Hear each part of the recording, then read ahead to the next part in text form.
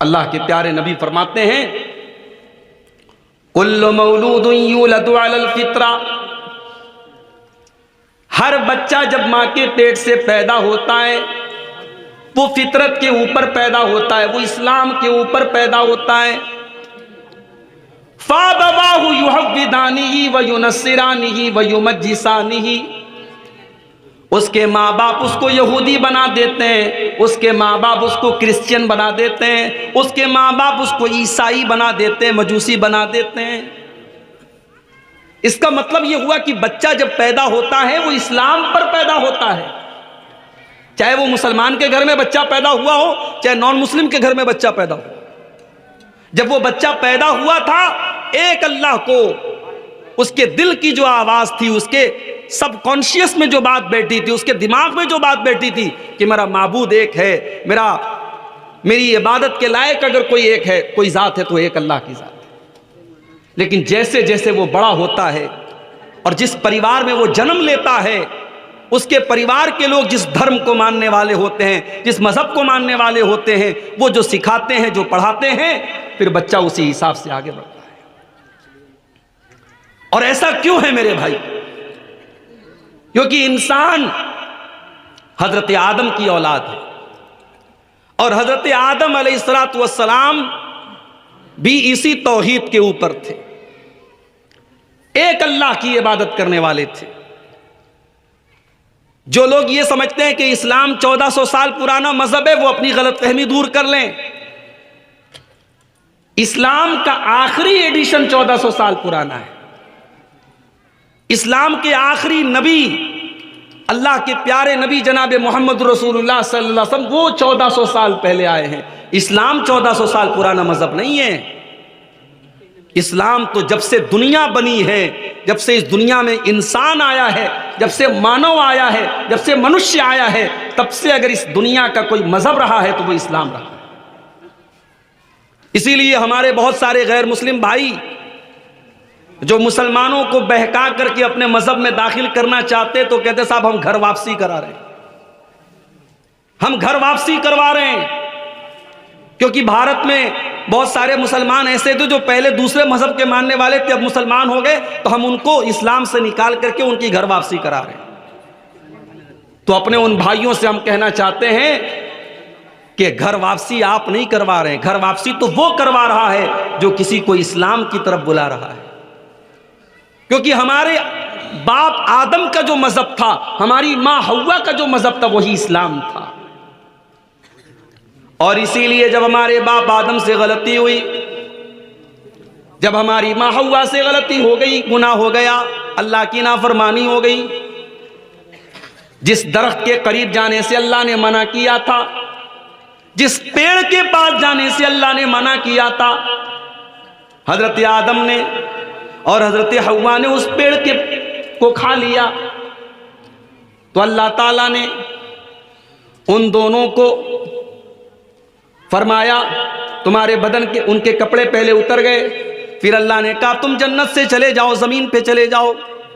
जब दोनों के बदन से कपड़े उतर गए, दोनों को ये एहसास हुआ कि हमने बहुत बड़ी गलती कर दी, हमने अल्लाह को नाराज कर दिया, हमने अल्लाह को नाखुश कर दिया। दोनों को जब अपनी गलती का एहसास हुआ तो हजरत आदम अलैहिस्सलातु वस्सलाम ने और हजरत हव्वा अलैहिस्सलातु वस्सलाम ने अल्लाह की बारगाह में दुआ की और तौबा की। और क्या दुआ की? रब्बना ज़लमना अनफुसना व इल्लम तगफिर लना व तरहमना लनकूनन्न मिनल खासिरीन। ऐ हमारे परवरदिगार, हमने अपनी जान के ऊपर जुल्म किया है, हमने अपने ऊपर अत्याचार किया है। ऐ अल्लाह, हमने ये गलती करके, हमने तुझको नाराज करके, हमने खुद अपने ऊपर जुल्म किया है। और ऐ अल्लाह, अगर तूने नहीं माफ किया और तूने नहीं बख्शा तो ऐ अल्लाह हम तो खसारा उठाने वालों में से हो जाएंगे, हम तो नुकसान उठाने वालों में से हो जाएंगे। तो ये हजरत आदम और हजरत हव्वा ने दुआ की अल्लाह से। ये दुआ उन्होंने अल्लाह से की, अल्लाह के सामने हाथ फैलाया। तो हमारे बाप आदम और हमारी मां हव्वा ने जब उनसे गलती हुई तो उन्होंने अल्लाह से माफी मांगी। अब यहां पे जरा एक फर्क देखो मेरे भाई, आदम से गलती हुई, आदम ने अपनी गलती को मान लिया। हव्वा से गलती हुई, उन्होंने अपनी गलती को मान लिया। लेकिन जब इब्लीस ने अल्लाह के हुक्म के बावजूद जब हजरत आदम के आगे सजदा करने से इनकार किया था, अल्लाह ने पूछा मा मनाका अन तस्जुद लिमा खलक़तु बियदैया, ऐ इब्लीस, जिस आदम को मैंने अपने हाथों से पैदा किया है, ऐ इब्लीस तू आदम को सजदा क्यों नहीं करता है? थोड़ा सा गर्म पानी मंगा दीजिए, भी खाना खा के फौरन आया ना, थोड़ा गला प्रॉब्लम कर रहा है, पानी लाइए गर्म। अल्लाह ने फरमाया इब्लीस तू आदम के आगे सजदा क्यों नहीं कर रहा है? जब मैंने हुक्म दिया तो तू सजदा क्यों नहीं कर रहा है? तो जानते हो इब्लीस ने क्या जवाब दिया? क़ाला अना खैरुम मिन्हु खलक़तनी मिन नार व खलक़तहु मिन तीन। कहा कि अल्लाह मैं आदम से बेहतर हूं, मैं आदम से बेहतर हूं। तूने मुझे आग से पैदा किया है और आदम को मिट्टी से पैदा किया है। आग हमेशा ऊपर जाती है, मिट्टी हमेशा नीचे जाती है। आग से पैदा होने वाली चीज, मिट्टी से पैदा होने वाली चीज को सजदा क्यों करे? अल्लाह का हुक्म है। इब्लीस लॉजिक लगा रहा है, इब्लीस तर्क लगा रहा है, इब्लीस मंतिक लगा रहा है। पता ये चला जब अल्लाह का हुक्म आ जाए तो फिर लॉजिक नहीं लगाते, जब अल्लाह का फरमान आ जाए तब अपना दिमाग नहीं लगाते। अल्लाह का हुक्म है तो वो काम करो। जाड़े का मौसम है, हमने मोजा पहना हुआ है। अल्लाह के नबी ने फरमाया कि अगर कोई आदमी मुकीम है, अपने घर पर है और मोजा पहने हुए है, तो एक दिन और एक रात वो मोजे पर मसा करके नमाज पढ़ सकता है।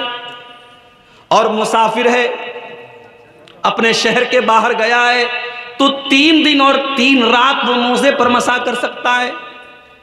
यानी अगर उसने वजू करके मोजा पहना है, मान लो आज फजर की नमाज में उसने वजू करके मोजा पहना, तो कल फजर की नमाज तक, कल फजर के पहले पहले तक वो सारी नमाजें मोजा पहने पहने सिर्फ मोजे के ऊपर मसा करके पढ़ सकता है। अब जरा गौर करो, मोजा जब हम पहनते हैं और जब हम मोजा पहन करके जमीन पे चलते हैं तो हमारे मोजे का जो निचला हिस्सा होता है वो गंदा हो जाता है, वो डस्टी हो जाता है और उसमें धूल लग जाती है, मिट्टी लग जाती है। मगर जब हम मसा करते हैं तो मोजे के ऊपर मसा करते हैं, मोजे के नीचे मसा नहीं करते। अगर लॉजिक लगाओगे, अगर अकल लगाओगे, तो अकल ये कहती है कि मोजे के नीचे मसा होना चाहिए। डस्ट तो वहां लगा है, धूल तो वहां लगी है, मिट्टी तो वहां लगी है, मगर यहां लॉजिक नहीं लगाएंगे, यहां अकल नहीं लगाएंगे। अल्लाह का हुक्म है हम मोजे के ऊपर मसा करें। इब्लीस ने लॉजिक लगाया, इब्लीस ने कहा कि अल्लाह मैं आदम को सजदा नहीं करूंगा क्योंकि मैं आग से पैदा हुआ हूं और आदम मिट्टी से पैदा हुए हैं, और आग से पैदा होने वाली चीज, मिट्टी से पैदा होने वाली चीज को सजदा नहीं कर सकती। अल्लाह ने कहा अच्छा, मेरे हुक्म के आगे तू लॉजिक लगा रहा है, मेरे आदेश के बाद तू मंतिक लगा रहा है, अकल लगा रहा है। अल्लाह ने इब्लीस को मरदूद करार दे दिया और कयामत तक के लिए और हमेशा के लिए इब्लीस अल्लाह ताला के गजब का और गुस्से का हकदार हो गया और अल्लाह की बारगाह से निकाल दिया गया। पता ये चला 2 रास्ते हैं, एक आदम का रास्ता है, एक इब्लीस का रास्ता है। आदम से भी गलती हुई, इब्लीस ने भी गुनाह किया, मगर आदम ने अल्लाह से माफ़ी मांग ली, आदम ने तौबा कर ली, आदम ने अल्लाह से माफ़ी मांग ली, और इब्लीस ने माफ़ी नहीं मांगी।